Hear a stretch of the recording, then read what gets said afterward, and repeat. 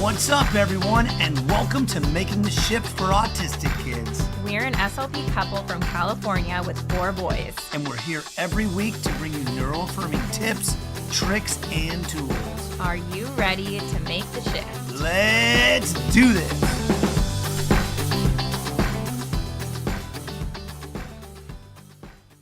Hello, everyone. Welcome to Making the Shift. Today is an exciting day. We have my good friend here, Jena Castro Casbon, and I will tell you how we ended up bringing her on and why we're having this conversation, which is recently I posted about how I started my private practice 1 year after getting my master's, and all these people commented saying, how did you do that? Tell me all of your ways. And then I was thinking back, because when I started my practice, there was one resource. Maybe you remember this, Jena. It was like a binder. It was called a book, but it was a binder from Asha on how to start a private practice. And it just like came to you as a binder with a bunch of printed out sheets. And like if Jena her programs were running at that point, I would have just died of excitement, because it really was a lot of work now compared to now. If you guys know Jena, you know she's known for her program, Start Your Private Practice, Grow Your Private Practice, helps OTs, SLPs, has a private practice success stories podcast. So helping every person, people like you, start your private practice every single day and making it so much easier than back in our day.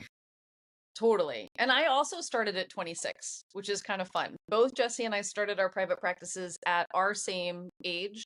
And Jesse, I remember that binder because I also ordered that from Asha. And what I remember about it was it told you everything not to do.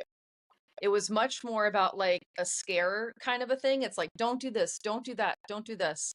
And I was like, I need to know what to do though. Like, sure, I want to know what not to do, obviously, but I don't want to be scared of private practice. I just want someone to teach me, just like how in grad school they taught me how to do things, right? And so it's been a really cool experience to be able to create the same resources that I wished were available for me and I wish were available for you for these next generations of SLPs and OTs in private practice. Yeah, absolutely. I mean, I just think back to that binder. It was so boring too, among other things, but so boring. It was like business licenses. It was honestly, it's the stuff that looks hard at the surface level, but it's actually really easy to do. It's just, there's like a lot of those random steps. And then that's not the fun part, you know? And I think that what I see so much now is therapists want to go into private practice because they want to be able to do things the way that they want to do things. And, you know, initially when I started my practice, that was my mentality. The practice I was working in, I was starting, you know, to try to run parent groups in addition to my hours. I was doing trainings for the staff. I was creating a newsletter for the clients. It makes me sound like such an overachiever. I was just doing so much, and I was like, I might as well just be doing this for myself, you know? And one of the big things that draws people, I think, especially, you know, related to what we talk about here, which is neurodiversity affirming practice, is so many therapists feel like they're bound by the structures and systems that are in place for their work setting. And it's just, they're not aligning with their values. And I'm sure you have so many incredible stories of people who have started their own practice, like just for that reason. Oh, totally. I mean, I think that we all go into the field to help people, right? We all, and whatever that type of person is, whatever, you know, diagnosis, disorder, difference that you love is what, you know, kind of draws you into the field. And then people get out into the field, you know, they graduate from grad school, do a clinical fellowship, whatever, get out into the field. And then they start working and realize that they really can't help in the way that they dreamed. And for me, I'm more of an adult person. For me, it was at a hospital, but like I would have clients who needed more intensive services than we were able to give due to, you know, various restrictions. And, you know, that didn't sit right with me because I knew that all of, you know, my people who'd had strokes, they had aphasia, they had traumatic brain injury. I knew that they needed more. And I wasn't able to provide the care that they really needed, that I believed and had been trained in grad school to give people. And that didn't sit right with me. And so when I had an opportunity to start seeing my own private clients, I started just seeing people on the side of my job. I kept my job at the hospital, but I started seeing clients after work and on the weekends. And I cannot tell you the difference in just how I, came into a session when I was in control over the care that I provided. And I know that my clients, my private clients, made so much more progress when I could do the kinds of therapy that they needed, or if I could see them, 2 or 3 days a week, where in the hospital I could only see them, one day a week for a half hour, 45 minutes. If I could see someone even for an hour and a half, because remember, I worked with adults and sometimes their stamina was about an hour and a half. And it was so freeing to be able to have that freedom to treat the clients like they really deserved to be treated. Their stamina, hour and a half. Our stamina, 20 minutes. Yeah. I'm too pregnant. Right. But that's More the than thing, that. right? No, Because just kidding. same thing, like, yeah, if you can make those decisions on behalf of your clients and really give them what they need, that's like what our job is as clinicians. But when you have restrictions on that, that's why so many people feel stuck in their jobs. And I know I felt stuck. And that's why I'm so, passionate about helping clinicians get unstuck so that not only can you get unstuck for yourself, but you can get your clients unstuck too. So this is actually really funny because the way we started our private practices were actually very different. So this will be an interesting conversation for everyone to hear. But so you teach people to start them in a very smart way, which is you don't have to quit your job. You can keep your job and work after and work on the weekends, which is very helpful in mitigating risks, of course. And I was like the all in. But I will say, to be fair, I was in a relationship. I had financial support.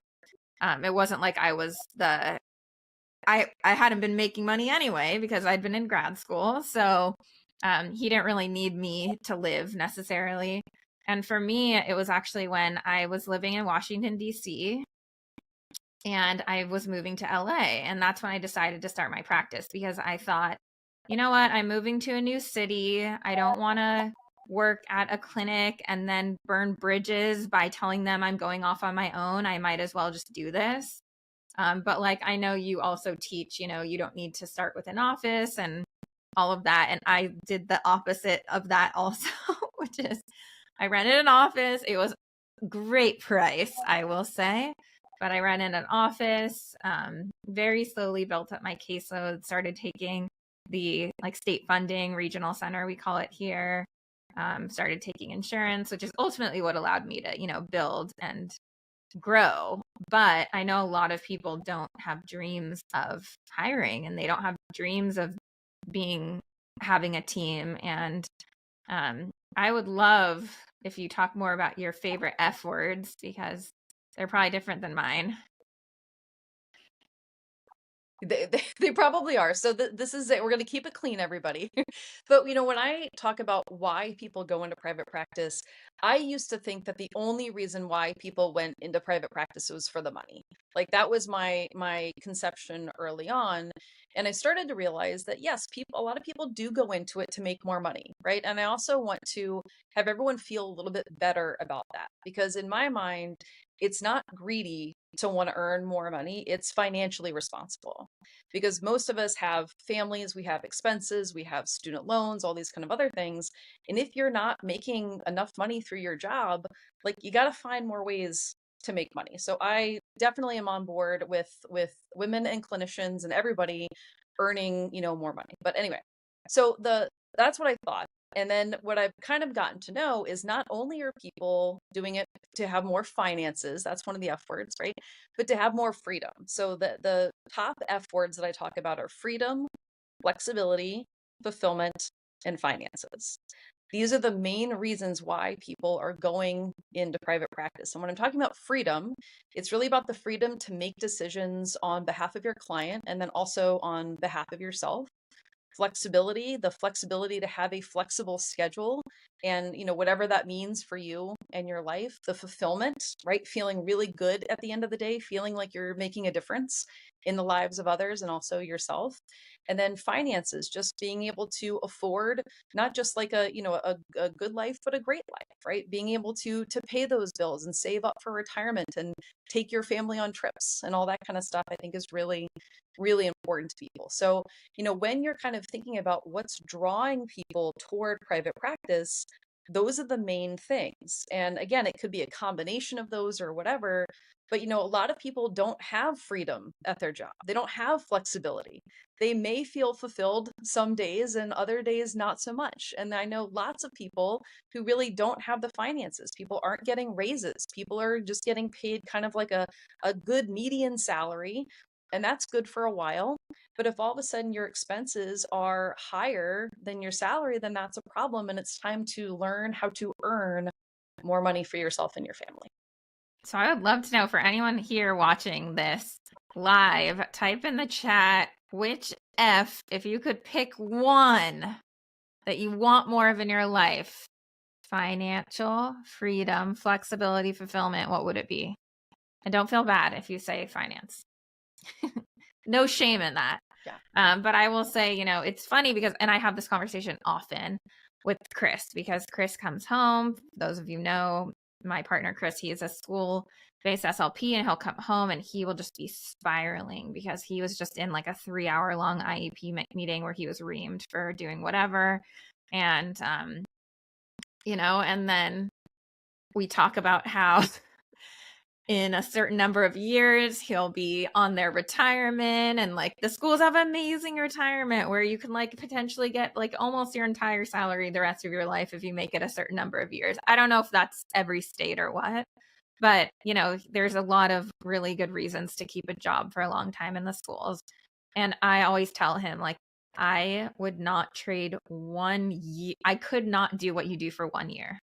Like, I don't know how you're going on 20 something years, and it's just totally depends on who you are and what kind of values you have and what you want. And I think that's a thing that people miss, is that, like you said, Jena, people go into private practice for the money, or if they go in for the money, it's not always a strong enough reason, the people I see, because I've had so many therapists go from my practice to opening up their own. And the ones who will do that, it's not that they're not making money. It's just that they want to create something of their own. It's just that fulfilling feeling of being able to come up with like your own little private practice baby and grow it and nurture it. And, it's like the Miley Cyrus, it's the climb. You have to, like, the people who do really well in private practice are the ones who really enjoy the process and the creation of it, I find. Totally. And private practice isn't for everyone, right? Like, I'm very honest about that with people. Like, yes, it is hard work. If it was easy all the time, then everybody would do it. So, there's another thing, you see t-shirts sometimes that say this, like, choose your hard, right? Like, it's not easy all the time. But for me, just like you, Jesse, I couldn't stay in the hospital for 1 more minute. Like, I was done. I had what I now know is called early career burnout. We didn't have a word for that back then. But I was burning out, and I was really considering leaving the field altogether. And so for me, private practice really allowed me to stay in this profession. And I hear that from people all the time, right? People feel like they want to be practicing at the top of their license. They want to be able to be doing, again, the type of therapy that their clients really need. They're tired of telling families, hey, your kid would really benefit from some social groups. And then they say, oh, great, where do I find one? And they say, well, actually, there's either none available or there's giant wait lists, right? So a lot of times what clinicians are doing is they are taking whatever their clinical passions are, and they're starting private practices that are, fueled around whatever that thing is. And so not only is that lighting a fire for them, but it's also filling a need for clients and families who are either going without services or stuck on wait lists. So, I describe private practice a lot of times as a real win-win, and as the bridge that allows clients who need services to connect to clinicians who can give those services, outside of the box, outside of the normal box that happens in schools and hospitals, so that again, everybody can get what they need. Yeah, there's so much, support that we need too as private practice owners. And I was just, as you were talking, thinking about how I've met some of my closest, SLP private practice friends in your communities. And that's such a piece that people say, okay, well, how can I start? Like, how do I actually do this? And I was just talking about this morning, and Chris isn't too into all of my manifesting conversations, but it's big in my life right now. And it's like, it's this idea, and where this came from is we're currently working on a project that was like such a dream that felt unattainable, to the point where, like, you have a dream, but in your heart, you don't actually believe that it's going to happen. And I feel like there was so much tension between us and being able to do that project, because I kept seeing and barriers and like not believing that it was possible. And it's one of those things, I think it's the same with private practice, is instead of not believing it's possible, tell yourself, I'm doing this, and start taking the steps to do that. And it's just, and we started doing that. I made a post on social just a few days ago, asking families, looking for families. I'm not going to spoil what it is, but we're looking for families that we can support. And we got, like, I don't know, 60, 70 families apply in the first 24 hours. And I'm like, okay, we're taking steps. We're making this dream a reality. And I think that something like joining your programs, which didn't exist when I needed it, to me, that's just like such a no-brainer, because not only are they coming in and you're just telling them, okay, here's exactly what to do and how, but you're also putting them in a community with people who are all trying to do the same thing. And that kind of thing is so uplifting. Totally. And, I think that it reminds people of graduate school. I think that people kind of can think back to graduate school and to realize that just like you learn clinical skills to learn how to be a clinician, right? If you're going to be a business owner, now you have to know some business skills, right? And so the way that I teach people to start a private practice is very step by step, right? I take something that feels like this giant scary thing, and I break it down into little very actionable steps with literally checklists and short videos. And all people have to do is sit down with, a cup of coffee or wine or water, whatever it is, and just kind of go through everything one by one. And the part that you mentioned about community is also important, because again, people, went to grad school, you were part of a cohort, you had your friends and everything. And so we also kind of create that type of environment. And then for when people have questions, which inevitably people are going to have questions, we also have an entire team of mentors who are established private practitioners from all over the country with different sizes and types of practices to answer questions. Right. So we literally help people go from getting legally set up, getting all those legal ducks in a row so that you don't make mistakes, don't skip steps, all that kind of stuff. Right. Once you get those legal ducks in a row, now you can get your first clients. Now we're talking about marketing and how do you actually get your name out there without being pushy or salesy and get clients to come to you. And then the other really big important part is billing, right? How do you bill for services? How do you bill, whether it's private pay, insurance, Medicare, or Medicaid, like how do you actually make that work? And so those are really the three big stumbling blocks that clinicians face, right? Is like, how do I get legally set up? How do I get clients? How do I bill? And that's literally what we cover in this program. And it will take people from having zero experience and zero clients to having a small caseload and an established private practice in literally weeks versus months or years, right? We've made this efficient, and we've had, over 3,000 people come through this program, and we are constantly iterating it and perfecting it because we want people to get really good, fast results. And I'm very proud of this program, and it is exactly what I wished existed when I was first getting started. Yeah, I think something that is hard for us to understand, and I think it's just an SLP mindset barrier, is we have this fear in investing in ourselves, and I can't think of like one time I've ever invested in a coach and it hasn't come back, and it goes back to that like dream that you have and it feeling unattainable. For example, Jen and I both wrote books relatively recently. And Jena recommended a book coach to me. And it's like one of those things where writing a book feels so out of reach. And then she tells me about this book coach, and it's an investment. And it's an investment where you're making your money back very quickly, because when you go to someone who has that experience, they teach you how to do it. And then it's not like a risk. Like, it's a matter of hours to get your money back on how much you're investing in some of these programs, and it's just like easy investment. You pay and it comes right back to you. We have this like fear as SLPs that because we don't you're want to invest in ourselves. Yeah, and I think, I totally understand that, but I also will say that like you did invest in graduate school, right? And some of you may still be paying off that investment, right?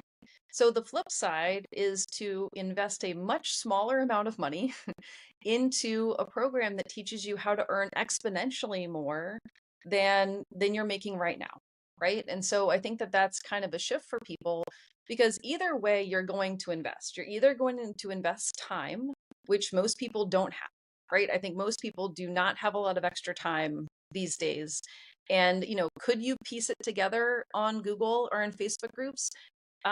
Probably, but at the risk of making some mistakes and skipping some steps and putting your license at risk.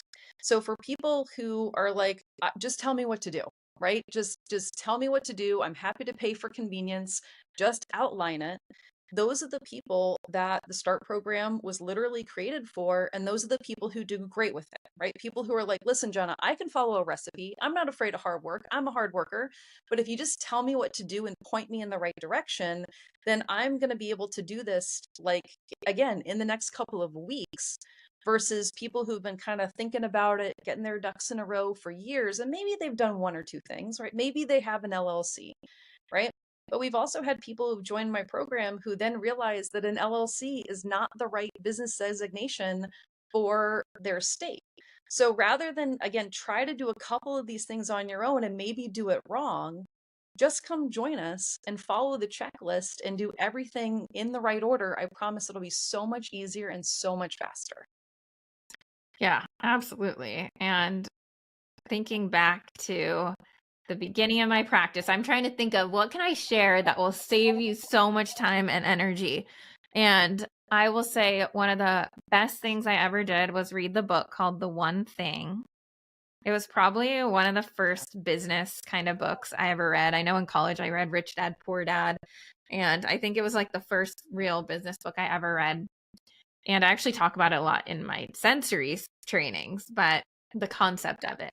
But in the book, The One Thing, they said, list everything that you have to do. Basically, you put it all like in a big laundry list.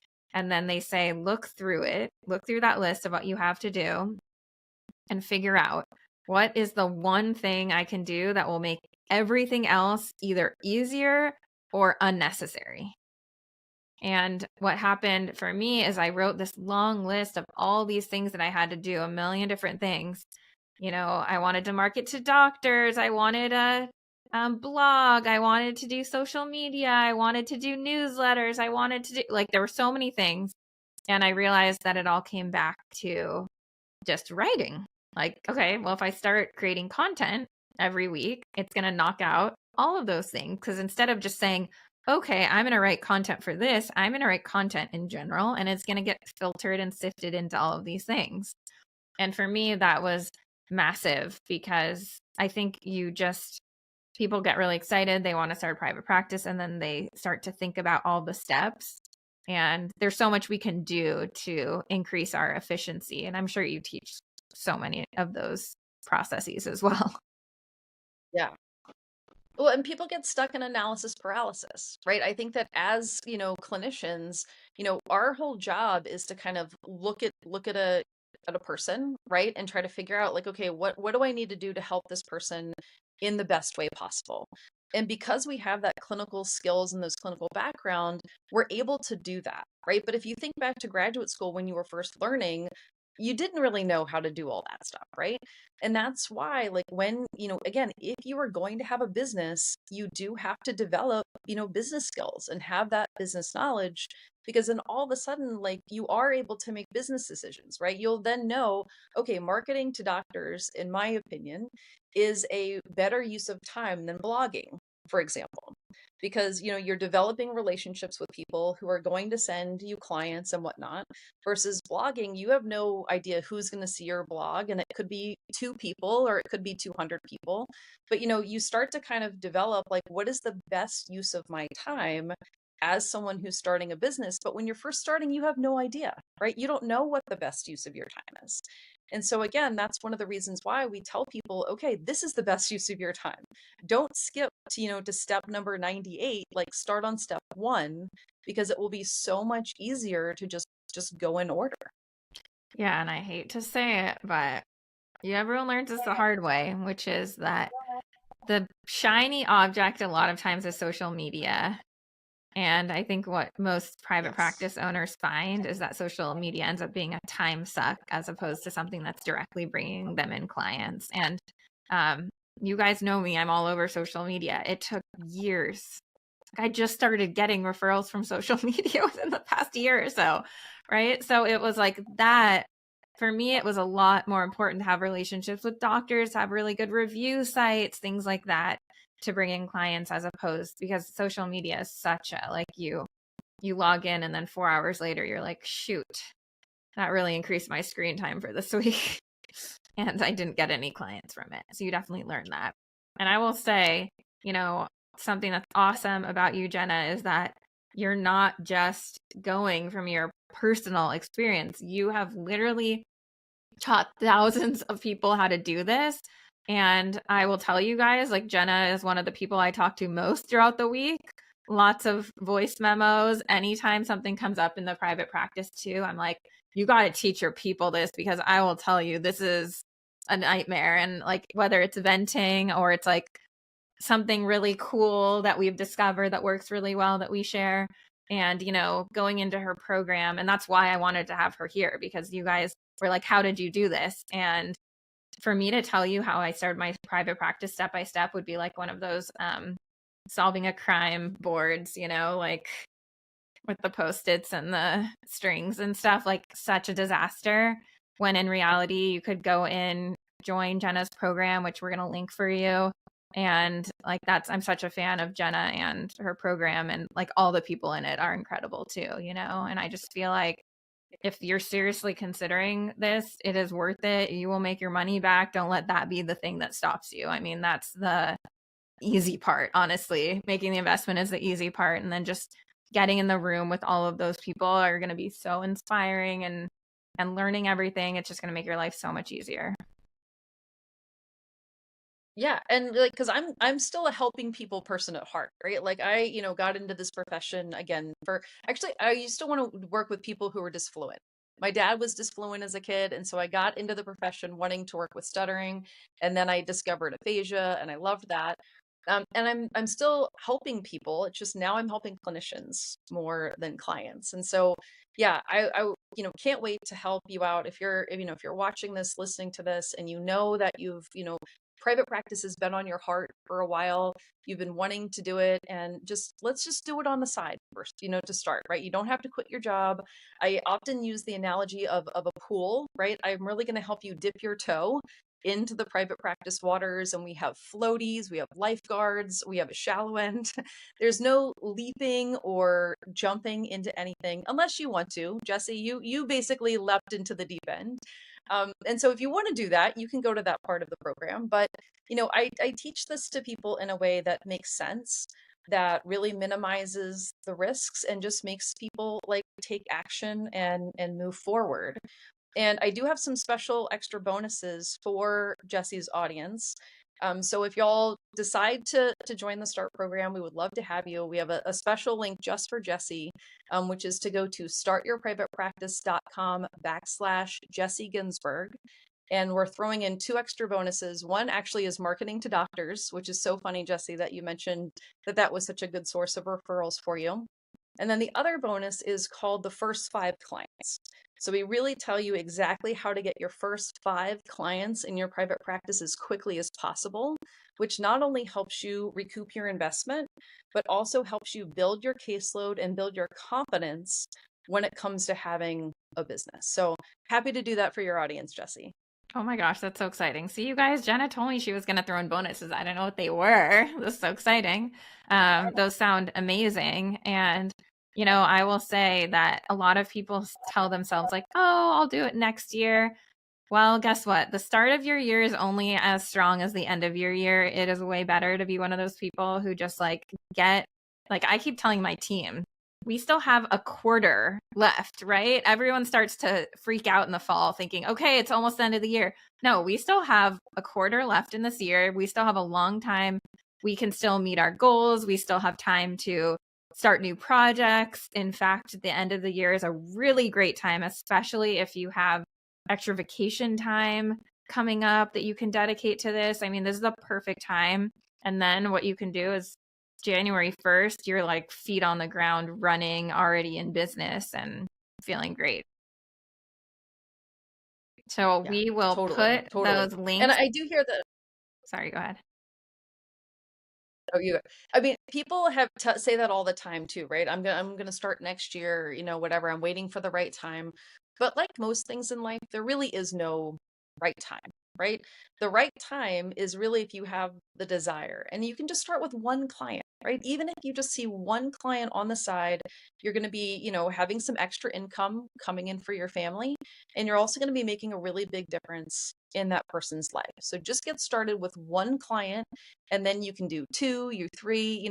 Most people get bitten by the bug. Even if a couple people say, oh, I'm just going to see a couple of clients, then before they know it, they're really bitten by that private practice bug and want to see more and more. But I agree with you, Jessie. Like, don't wait. Again, if this is on your mind and in your heart, go ahead and get started. Come join us. We're going to make this as easy for you as humanly possible. If you can follow a basic recipe, no New York Times recipes, like basic Betty Crocker recipe, then you can start a private practice. My 9th grade English teacher had a broken clock on her wall with a sign that said the time is now. So the time is now. We are here to support you. We'll put a link below. And thank you so much, Jena, for coming, sharing your knowledge. And I'm just so excited for everyone who decides to move forward in your program, because it really is just like, you're the one, you're the guru, you were the first, you're the biggest, and you got the most knowledge. And it's just so exciting to see everyone else get to, do more of what they love by gaining more freedom and flexibility over their lives. Yeah, and thank you so much, Jessie. Thank you for having me on and for introducing me to your larger audience, and just also for being a wonderful example of someone who also started their private practice early in their career. And you didn't wait either, right? The time was now for you, and you got started, and look where you are now. So, kudos to you also for doing this and for having this dream and making it happen. And then, keeping going with it, because look at the impact that you've been able to have. And you couldn't have known that when you were 26 and just started. Thank you so much. Well, thank you, Jena, for being here. Thanks everyone for watching, and we will see you next time. Thank you so much for tuning in to Making the Shift. If you enjoyed this episode, it would mean the world to us if you could like, subscribe, share it with a friend. Our only goal is to spread neurodiversity affirming approaches all over the world, and we can only do that with your help. Thanks for being here, and we'll see you next time.